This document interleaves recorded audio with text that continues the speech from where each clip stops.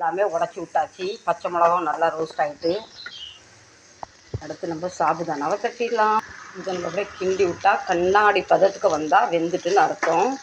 எனக்கு இதில் வந்து கொஞ்சம் லேசாக சீனி போட்டு சாப்பிட்டா ரொம்ப பிடிக்கும். ஆனால் விரதா கரங்களை சீனிலாம் போட மாட்டாங்க.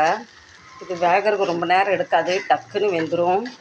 இந்த ஸ்டேஜில் நம்ம 2 ஸ்பூன் சீனி ஆட் பண்ணிட்டோன்னா அந்த காரம் உப்பு புளிப்புலாம் ரொம்ப டேஸ்ட்டாக வரும். சீனி போடுறது உங்கள் இஷ்டம், வேண்டான்னு ஸ்கிப் பண்ணிடுங்க. ஆனால் எனக்கு சீனி போட்டால் பிடிக்கும்.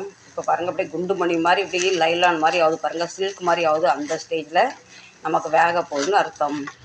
அவ்வளோதான் ஃப்ரெண்ட்ஸ், நம்ம சாபுதானா கிச்சடி நல்லா வெந்து வந்துட்டு நல்லா சில்கி மாதிரி ஆகிட்டு பாருங்கள். அந்த கடைசி லாஸ்ட்டில் நம்ம வந்து இந்த வேர்க்கடலை நான் பிடிச்சி வச்சுருக்கோம் பார்த்தீங்களா, அது 1 2 இது வந்து முழுதும் மை மாதிரி அரைக்காதீங்க.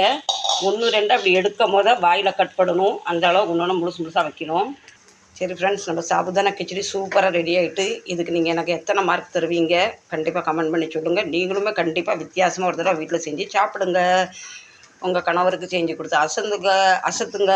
ப்ளஸ் ஒன்று கெஸ்ட் வந்துட்டால் அவங்களுக்கு கேட்கணும், இது என்னமா பண்ணியிருக்கேன்னு கேட்கணும். சரிங்களா? அந்த வீடியோ பிடிச்சா கண்டிப்பாக சப்போர்ட் பண்ணுங்கள். மீண்டும் நல்ல பதிவில் சந்திக்கிறேன். Tata bye bye, love you. யாரும் சப்ஸ்கிரைபும் நீங்கள் என்னை பார்க்குறது இதுதான் ஆரம்பம்னா கண்டிப்பாக சப்ஸ்கிரைப் பண்ணி லைக் பண்ணிக்கோங்க. பாய். எப்படி சமையல் பண்ணேன், எப்படி செஞ்சேன்னு பார்த்தீங்க. இப்போ நான் இதை வீட்டில் செஞ்சுட்டு கடையில் கொண்டாந்து சாப்பிட்றேன். நல்லா ஆறி தான் போச்சு. செஞ்சு 2 மணி நேரம் ஆகிட்டு. வாங்க இருந்தாலும் சாப்பிடலாம். எப்பவுமே சூடாக சாப்பிட்டா டேஸ்ட் வேறு லெவலாக இருக்கும். ஆறுன அப்படின்னா சாப்பிட்டா டேஸ்ட் கொஞ்சம் மந்தமாக தான் இருக்கும். இருந்தாலும் என்ன செய்ய, நம்ம வீடு பக்கத்தில் இல்லை. திருப்பி இதை நான் சூடு பண்ணுற வீட்டுக்கு கொண்டும் போக முடியாது. எப்போவுமே என் கடையில் வந்து மைக்ரோவன் இருக்கும், அது சூடு பண்ணுவேன். இப்போ கொஞ்ச நாளாக மைக்ரோவன்காரன் யாரும் வர்றதில்லை. அதனால நம்ம ஆறுனது சாப்பிட்லாம். நீங்களுமே ஒரு தடவை ட்ரை பண்ணி பாருங்கள், ரொம்ப டேஸ்ட்டாக இருக்கும். கொஞ்சம் சீனியும் போட்டுக்கோ, அப்போ தான் டேஸ்ட்டாக இருக்கும். இந்த வீடியோ உங்களுக்கு பிடிச்சிருந்தா கண்டிப்பாக எனக்கு ஒரு சப்போர்ட் தாங்க. அடுத்து உங்களுக்கு என்ன சமையல் வேணும், ஏது வேணும்னு சொல்லுங்கள். உங்களுக்கு நான் செஞ்சு காட்டுறேன்.